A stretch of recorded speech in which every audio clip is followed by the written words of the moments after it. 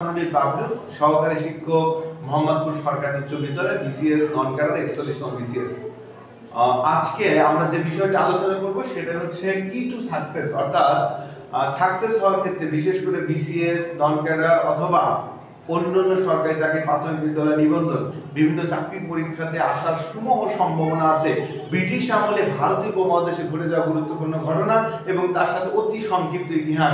শুরুতেই যদি বলতে যাই তাহলে বলতে হবে 1757 সালে পলাশীর প্রান্তরে নবাব সিরাজউদ্দৌলার পতনের মধ্যে দিয়ে নতুন একটি ইতিহাসের সূত্রপাত হয়। 1764 সালে বক্সারের যুদ্ধে মীর কাসিম পরাজিত হলে এই অঞ্চলে ব্রিটিশরা সরাসরি ক্ষমতায় আসা শুরু করে।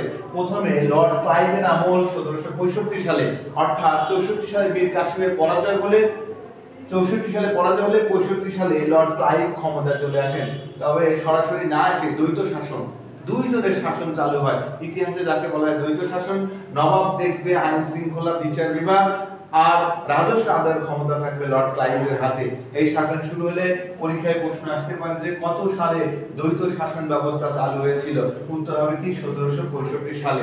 যদি এর পরে ধরি তাহলে এই দ্বৈত শাসনের কারণে আমাদের যে রাজস্ব আদায়ের ক্ষমতা লর্ড ক্লাইভের হাতে চলে যায়, রাজস্ব আদায়ের মাত্রা বৃদ্ধি পায়। তারা বেশি বেশি রাজস্ব আদায় মনোযোগ দেওয়ার ফলে বাংলার মানুষের উৎপাদনের চেয়ে রাজস্ব বেড়ে যেতে থাকে। একটা পর্যায়ে মানুষ তাদের খাওয়া থেকে বঞ্চিত হতে থাকে। শুরু হয় এক ভয়াবহ দুর্ভিক্ষ। এই দুর্ভিক্ষের প্রশ্ন আসতে পারে 1765 সালে শুরু হয় দ্বৈত শাসন, আর 70 সালে আমরা তার ফলাফল পেতে থাকি, অর্থাৎ শুরু হয় দুর্ভিক্ষ। ইতিহাসে যা 76 মনোনয়ন নামে পরিচিত।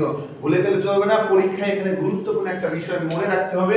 1770 মানে এখানে 76 মনোনয়ন, অর্থাৎ বাংলা সংখ্যাকে মার্ক করা হয়েছে 1770, বাংলা হচ্ছে 1176, যা ইতিহাসের 76 মনোনয়নের নামে পরিচিত। একই সাথে 5 বছরের ব্যবধানে যখন শুরু হয় 76 মনোনয়ন, এদিকে লর্ড ক্লাইভের পরিবর্তে চলে আসে লর্ড কার্টিয়ার। অর্থাৎ পরীক্ষায় যদি প্রশ্ন আসে কোন লর্ডের আমলে দুর্ভিক্ষ শুরু হয়েছিল, তাহলে উত্তর কি হবে? উত্তর হবে লর্ড কার্টিয়ার। এবং কত সালে হয়েছিল? ইংরেজি 1770, বাংলা 1176। এরপরে যখন এই অঞ্চলে দেখলো যে আমাদের প্রাচীন সভ্যতার অর্থাৎ হিন্দু ধর্মের রীতি অনুযায়ী কারো স্বামী মারা গেলে তার স্ত্রীকে একই সাথে পুড়িয়ে মারা হতো, এটা নিয়ে এই অঞ্চলের মানুষের মধ্যে একটা উদ্বিগ্ন দেখা দিল।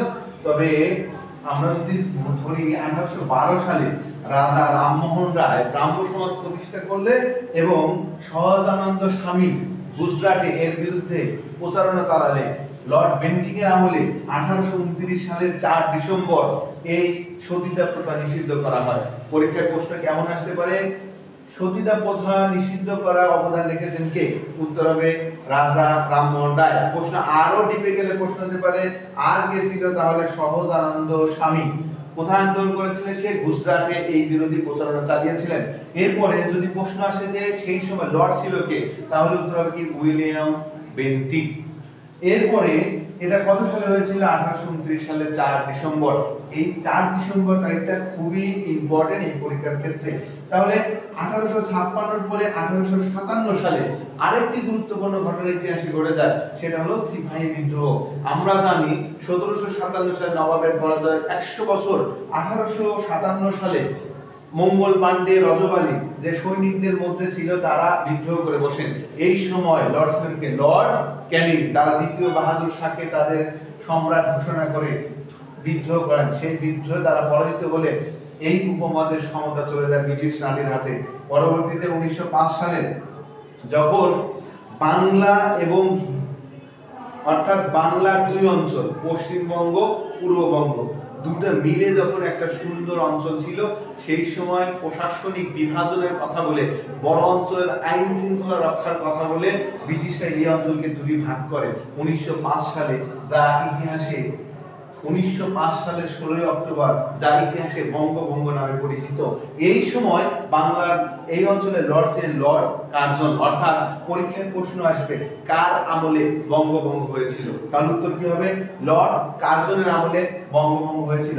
তবে এই বঙ্গভঙ্গের বিরোধিতা অনেকেই করেছিল, কারণ মূলত এর উদ্দেশ্য ছিল দুই বাংলাকে ভাগ করে এদেরকে হিন্দু এবং মুসলমানকে বিভাজন সৃষ্টি করে এক ধরনের ধর্মীয় বিভেদ তৈরি করা। আর এজন্য 1906 সালে রবীন্দ্রনাথ ঠাকুর একটি বিখ্যাত গান রচনা করেছিলেন, যা আমরা জাতীয় সঙ্গীত হিসেবে এখনো গেয়ে থাকি, আমার সোনার বাংলা। বাংলাদেশের যে জাতীয় সঙ্গীত মূলত এই বঙ্গভঙ্গর ঘটনাকে উল্লেখ করেই করা হয়েছিল। তাহলে বেশ কিছু গুরুত্বপূর্ণ প্রশ্ন এখানে আমরা করতে পারি। 1 নম্বর, কার আমলে বঙ্গভঙ্গ হয়েছিল? Lord Curzon. পরের প্রশ্ন হচ্ছে কত সালে হয়েছিল? 1905 সালে 16 অক্টোবর। বঙ্গভঙ্গ উপলক্ষে রবীন্দ্রনাথের রচিত গানটির নাম হচ্ছে আমার সোনার বাংলা। এরপরে 1911 সালে তুমুল আন্দোলনের মুখে এই বঙ্গভঙ্গ রদ করতে বাধ্য হন লর্ড হার্ডিঞ্জের আমলে। শুরুতে তারপরে যদি ধরি 1935 সালে ভারত শাসন আইন, এটা ইতিহাসে খুবই গুরুত্বপূর্ণ। এই অঞ্চলের মানুষ একটা সময় স্বায়ত্তশাসন দাবি করলে ব্রিটিশরা কি গঠন করে? সাইমন কমিশন গঠন করে 1930 সালে। 1930 সালে সাইমন কমিশন গঠন করলে তারা এই সাইমন কমিশন গোল টেবিল বৈঠক করে। তার গোল টেবিল বৈঠক করে একটি সংবিধান সংস্কার সুপারিশ করে। সেই সুপারিশের ভিত্তিতে 1935 সালে ভারত শাসন আইন প্রণয়ন করা হয়। যদি প্রশ্ন আসে ভারত শাসন আইন যখন প্রণয়ন করা হয় তখন এই অঞ্চলের লর্ড ছিলেন কে? তাহলে কি হবে? Lord Willingdon. এরপরের প্রশ্ন 1947 সালে ভারত স্বাধীনতা আইন। আমরা জানি যে যখন ব্রিটিশরা দেখলো এই অঞ্চল আর শাসন করা সম্ভব না, তখন তারা এই অঞ্চলকে ভাগ করে দিতে চাইলো। সেক্ষেত্রে শেরে বাংলাকে ফজলুল হক চেয়েছিল 3টি অঞ্চল হবে, বাংলা, পাকিস্তান এবং ভারত। কিন্তু মোহাম্মদ আলী জিন্না বললেন না, দ্বিজাতি তত্ত্বের উপরে এই অঞ্চলকে ভাগ করা হবে। আমরা জানি 1947 সালে পাকিস্তান, পূর্ব পাকিস্তান এবং পশ্চিম পাকিস্তান একটি দেশ এবং অপরদিকে ভারত একটি দেশ, একটি স্বাধীন রাষ্ট্র তৈরি হয়। আশা করি আপনারা বুঝতে পেরেছেন। এখানে যে 10টি গুরুত্বপূর্ণ সাধারণ জ্ঞান আছে, এটা আপনাদের সমস্ত চাকরির পরীক্ষা, বিসিএস, নন ক্যাডার থেকে শুরু করে বিশ্ববিদ্যালয় ভর্তি পরীক্ষার জন্য খুবই ইম্পর্টেন্ট। র্যাপিড রিসলভের পক্ষ থেকে সবাইকে স্বাগতম। আমাদের এই ভিডিওগুলো নিয়মিত আসতে থাকবে, আপনারা দেখবেন, ফলো করবেন, সাবস্ক্রাইব দিয়ে পাশে থাকবেন। সবাইকে ধন্যবাদ। আসসালামু আলাইকুম।